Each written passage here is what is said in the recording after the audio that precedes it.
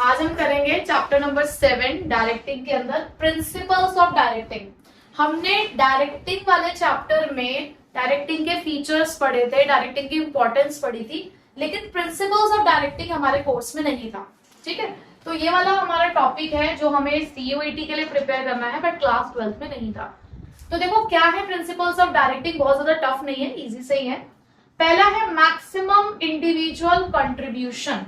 देखो डायरेक्टिंग का मतलब क्या है, सबसे पहले प्रिंसिपल्स पढ़ने से पहले थोड़ा सा बेसिक समझ लेते हैं डायरेक्टिंग के बारे में कि डायरेक्टिंग होता क्या है। डायरेक्टिंग किससे निकला है? डायरेक्शन से निकला है ना, यानी कि डायरेक्शन प्रोवाइड करना इज डायरेक्टिंग।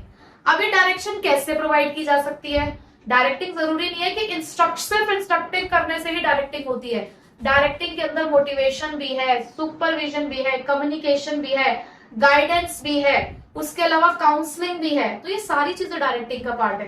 तो हमें क्या करना है, बेसिकली सामने वाले से काम निकलवाना है।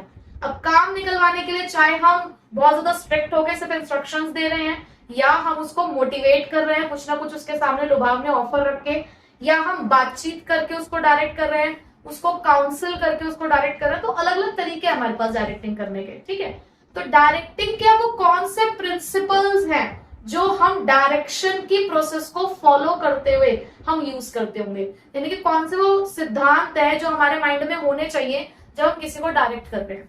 तो उसमें से पहला है हमारे पास मैक्सिमम इंडिविजुअल कंट्रीब्यूशन। हम डायरेक्शन कर क्यों रहे हैं? काम करवाना है ना, क्योंकि आपको पता ही जो हमारे पांचों फंक्शंस है मैनेजमेंट के, planning, organising, staffing, directing, controlling, actual में एक्शंस कहाँ जाकर होते हैं? डायरेक्टिंग में ना। हमने डायरेक्टिंग के पहले फीचर के बारे में पढ़ा था, डायरेक्टिंग इनिशिएट्स एक्शन। डायरेक्टिंग ये होता है कि हम स्टेज पर पहुंच चुके हैं, हमने रेडी कर लिया है, बाकी के सारे फंक्शंस क्या करते हैं? एक स्टेज को रेडी करते हैं परफॉर्मेंस के लिए, कि हमारे पास स्टेज तो रेडी हो चुका है, जैसे ही आप बोलेंगे एक्शन तो तुरंत परफॉर्मेंस स्टार्ट हो जाएगी, है ना। तो डायरेक्टिंग में हमें एक्शंस पे ही तो वर्क करना है। बट एक होता है एम्प्लॉय जो अपने पूरे एफर्ट्स के साथ काम करता है, और एक होता है एम्प्लॉय जो सिर्फ उतना ही काम करता है जितना उसको करना है, वो अपना मैक्सिमम कंट्रीब्यूशन नहीं देगा। तो डायरेक्टिंग का पहला प्रिंसिपल ये कहता है कि हमें ना लोगों के पहली बात तो पोटेंशियल को पहचानना होगा। एक जो लीडर होता है ना, एक जो सुपरवाइजर होता है, वो अपने फॉलोवर्स या वो अपने सबऑर्डिनेट्स के पोटेंशियल को समझता है। मुझे पता है कि तुम कितना कर सकते हो। जब मुझे पता है कि तुम कितना कर सकते हो और तुम अगर नहीं कर रहे होगे, तो ये मेरा काम है कि तुम्हारे अंदर से वो एनर्जीज को निकालना कि भाई तुम इस लायक हो कि तुम इतना भी कर सकते हो। आज अगर तुम, अब तो खैर क्लास 12 की बात तो निकल ही गई है, बट अगर क्लास 12 में होते तो हमने स्टार्टिंग में तुमसे कहा था कि यार तुम इतना कर सकते हो, तुम 80% ला सकते हो, भले तुम लाओगे 50-60, मतलब मैं ये नहीं कह रही हूँ कि तुम 50-60 लाने वाले हो, तुम ले आओगे। तो आप लोगों के पोटेंशियल को कोई भी अगर सबऑर्डिनेट होता है, उसके पोटेंशियल को एक उसका सुपीरियर जानता है, तो ये उसकी रिस्पॉन्सिबिलिटी है, उसकी ड्यूटी है कि अपने सबऑर्डिनेट्स के फुल पोटेंशियल को बाहर निकाले, उनकी उन एनर्जीज को बाहर निकाले जो उन्होंने अनयूज्ड है, कि तुम कर सकते हो लेकिन तुम कर नहीं रहे हो। ये जो स्टेटमेंट है ये इसी चीज के लिए। ठीक है, अभी हम कैसे निकालेंगे, कैसे कर सकते हैं काम? भाई किसी से जबरदस्ती काम तो कराया नहीं जा सकता, बट हाँ हमारे पास कुछ ऐसे सोर्सेज हैं जिसे दिखाकर हम आपसे काम करा सकते हैं। जैसे हमारे पास कुछ मॉनेटरी और नॉन मॉनेटरी इंसेंटिव्स होते हैं। अब मुझे दिख रहा है कि यार ये एम्प्लॉय ना तभी काम करेगा जब इसको पैसा दिखाया जाएगा, इसको पैसा मोटिवेट करता है, तो मैं कहीं ना कहीं आपके सामने एक ऐसे इंसेंटिव्स रखूंगी जो मॉनेटरी फॉर्म में होंगे। मैंने किसी एम्प्लॉय को देखा कि यार इससे कोई काम नहीं करवा सकता क्योंकि ये तो पैसे से भी मोटिवेट नहीं होता, इसे तो पैसा भी मोटिवेट नहीं करता है। इसे क्या मोटिवेट करता है? उस कंपनी में काम करने वाले लोगों का स्टेटस, इसे स्टेटस मोटिवेट कर रहा है। तो कहीं ना कहीं मैं उसे वो स्टेटस दिखाऊंगी कि यार इससे शायद ही मोटिवेट हो जाए, अपनी एनर्जीज को इस्तेमाल कर ले। तो डायरेक्टिंग का पहला प्रिंसिपल यही कहता है कि यहाँ पर डायरेक्टिंग का काम है to bring out the unused energies, यानी कि अब तक जो आपने अपना पोटेंशियल इस्तेमाल नहीं किया है, आपको अपना पोटेंशियल इस्तेमाल करना है ऑर्गेनाइजेशन के अंदर।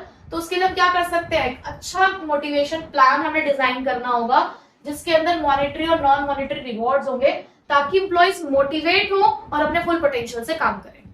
ठीक है। Second, harmony of objectives. किसी भी ऑर्गेनाइजेशन में दो तरीके के ऑब्जेक्टिव्स हैं आपके। कौन से?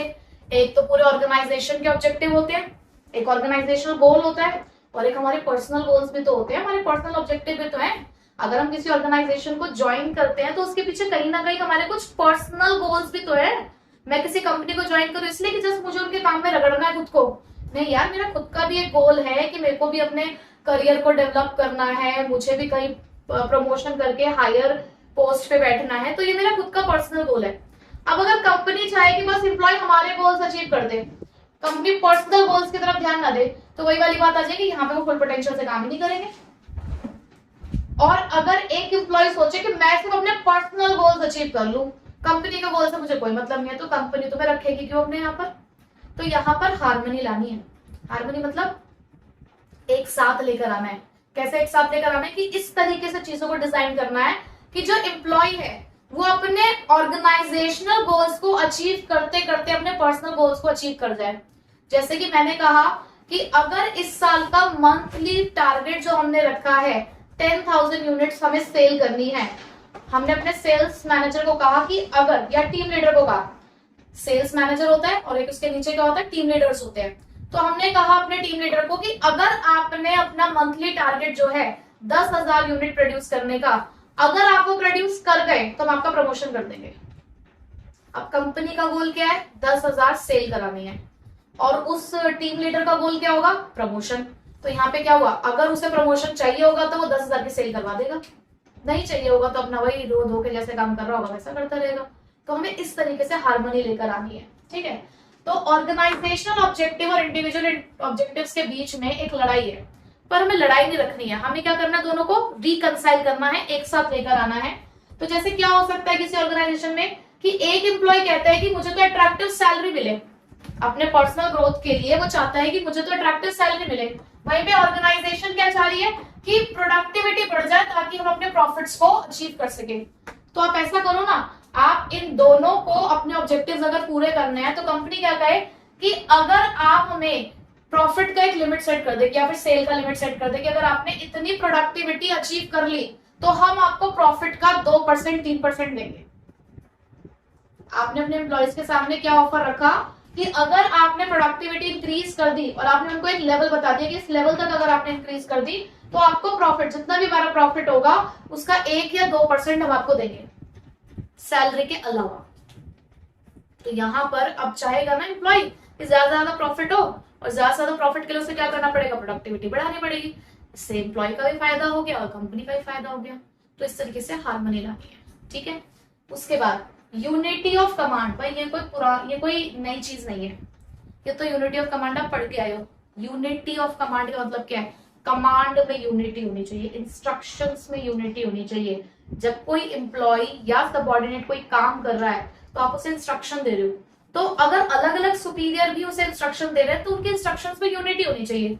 अब अगर यूनिटी नहीं आ रही है तो इसलिए क्या कहा गया, इसीलिए ये कहा गया that a person should receive the instructions from one superior only, कि भाई किसी भी ऑर्गेनाइजेशन में काम करने वाला जो सबऑर्डिनेट है वो एक बात के लिए किसी एक ही सुपीरियर से इंस्ट्रक्शन ले।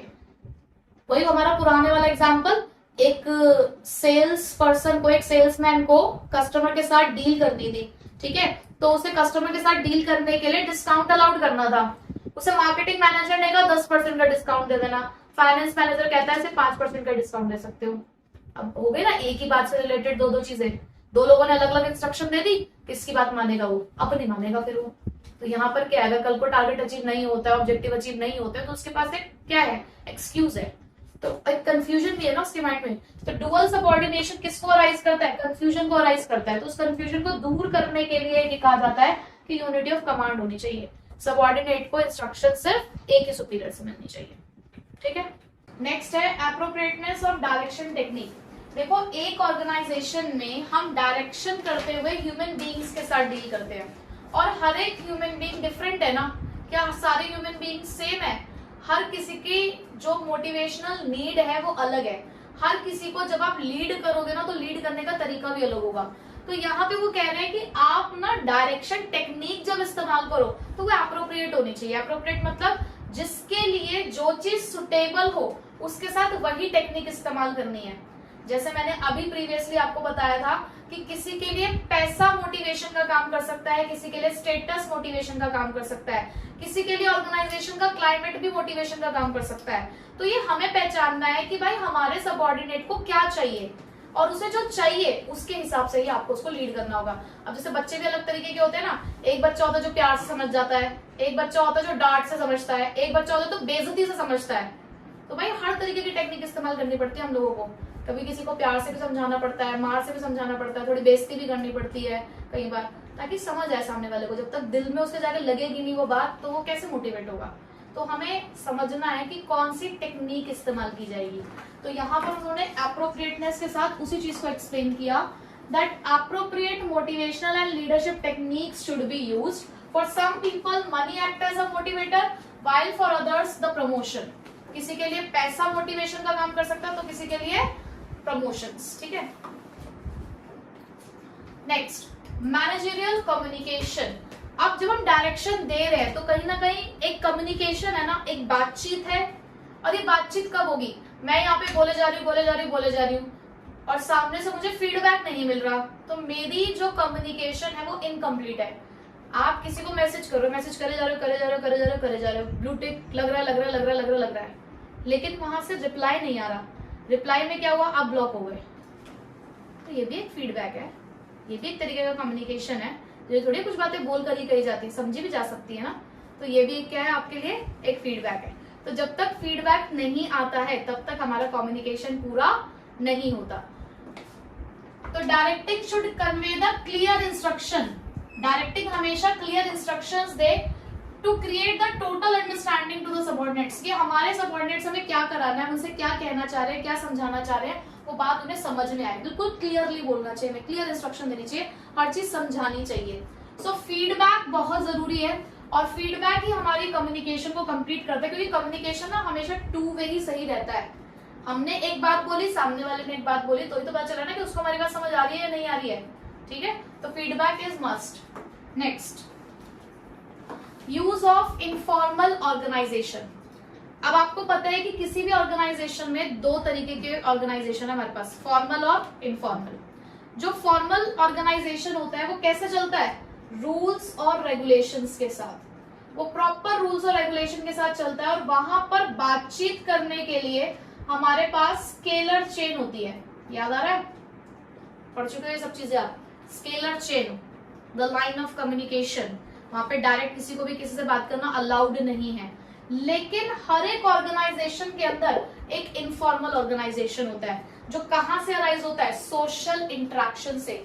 जब वही उसी ऑर्गेनाइजेशन में काम करने वाले लोग सोशली इंटरेक्ट करते हैं एक दूसरे के साथ, जैसे कि एक साथ बैठकर कैंटीन में लंच करना, संडेज को मूवी के लिए ले जाना, कोई फंक्शन ऑर्गेनाइज कर रहे हैं, कोई पार्टीज ऑर्गेनाइज कर रहे हैं, तो उसमें मिल बैठ के मतलब मजे कर रहे हैं, चिट चैट कर रहे हैं वो, तो ये एक इनफॉर्मल ऑर्गेनाइजेशन है। तो इनफॉर्मल ऑर्गेनाइजेशन का इस्तेमाल किया जा सकता है डायरेक्टिंग पर्पस के लिए भी। ठीक है, so a manager should realise that informal groups और organisation exist within every formal organisation. हर एक फॉर्मल ऑर्गेनाइजेशन में एक इनफॉर्मल ऑर्गेनाइजेशन एग्जिस्ट करता है और हम उस इनफॉर्मल ऑर्गेनाइजेशन का इस्तेमाल कर सकते हैं अपने ऑब्जेक्टिव को अचीव करने के लिए। कुछ बातें ऐसी होती हैं जो हम फॉर्मल में पूरी तरीके से एक्सप्लेन नहीं कर सकते, तो वो बातें हम कहाँ जाके एक्सप्लेन करते हैं, इनफॉर्मल ऑर्गेनाइजेशन में। और वहां पे क्या है कि तुरंत हमें रिस्पॉन्स भी पता चल जाता है कि हमारा एम्प्लॉय क्या कह रहा है। ठीक है, तो ये था हमारा use of informal organization. Next principal है हमारे पास लीडरशिप। अब लीडरशिप का तो हमने पूरा टॉपिक पढ़ा है अपने क्लास 12 में, तो बस उसका छोटा सा एक हिस्सा है यहाँ पर कि लीडरशिप कैसे इस्तेमाल करनी है। While directing the subordinates, manager should exercise good leadership. अब हमारे पास ना बिहेवियरल पैटर्न है लीडर्स के, जिसमें से हमने सिर्फ 3 ही पैटर्न पढ़े हैं फिलहाल। कौन कौन से, ऑटोक्रेटिक, डेमोक्रेटिक और फ्री रेन। आपने लीडरशिप स्टाइल्स पढ़े हैं। ठीक है, तो कब कौन सी सिचुएशन में कौन सा लीडरशिप स्टाइल सुटेबल है, बेसिकली हमें वो डिसाइड करना होता है, so that it can influence the subordinate. क्योंकि लीडरशिप में ना आप सामने वाले को इन्फ्लुएंस ही कर रहे हो कि भाई जो मैं कह रहा हूं ना ये वो उस बात को माने और मेरे पीछे पीछे चल दे। बोलते हैं ना लीडर्स और फॉलोवर्स, तो फॉलोवर्स क्यों कह रहे हो उन्हें, क्योंकि वो उनको फॉलो करें कि जो हम कह रहे हैं आप हमारी बात सुनो समझो और हमें फॉलो करो। तो यहाँ पर हमें उनके बिहेवियर को इन्फ्लुएंस करना है, बट ये सारी चीजें पॉजिटिवली होनी चाहिए without causing the dissatisfaction among them. मतलब हमारा जो सबॉर्डिनेट है वो खुशी खुशी वो बात मानने के लिए रेडी हो जो हम उससे मनवाना चाहते हैं, जो काम हम चाहते हैं, जो तरीका हम चाहते हैं उससे काम करने का, तो उस तरीके से काम करें अपनी इच्छा से पॉजिटिव वे में। ठीक, लास्ट है फॉलो थ्रू। हमने डायरेक्शन के बारे में इतना सब कुछ पढ़ लिया कि हम ये कर रहे हैं, बट कहां तक पहुंच रहे हैं ये भी तो देखना जरूरी है। डायरेक्टिंग फॉलो थ्रू के बिना अधूरी है। आपने ऑर्डर्स दे दिए पर वो ऑर्डर्स कितने अच्छे तरीके से इंप्लीमेंट हुए, कितने अच्छे तरीके से उनपे काम हो रहा है, क्या आपने वो चेक किया, क्या आपने इस चीज को मॉनिटर किया? नहीं। तो प्रिंसिपल ऑफ डायरेक्टिंग यही कहता है कि सिर्फ ऑर्डर दे देना ही सफिशिएंट नहीं है कि आपने सिर्फ ऑर्डर दे दिया और आपका काम खत्म हो गया। नहीं, आपको टाइम टू टाइम फॉलो करना है कि क्या आपने जो ऑर्डर्स दिए वो सही ऑर्डर दिए थे, क्या उन ऑर्डर पे सही तरीके से काम हो रहा है, या कुछ मॉडिफिकेशंस करने की जरूरत है, या उनमें कुछ चेंजेस करने की जरूरत है। तो टाइम टू टाइम हमें इस चीज का भी ध्यान रखना होता है। ठीक है, तो ये हमारे 8 प्रिंसिपल्स है डायरेक्टिंग के। बाकी जितने भी टॉपिक है सिर्फ डायरेक्टिंग वाले पार्ट की मैं बात कर रही हूँ वो कंप्लीट हो चुके हैं आपके ऑलरेडी क्लास 12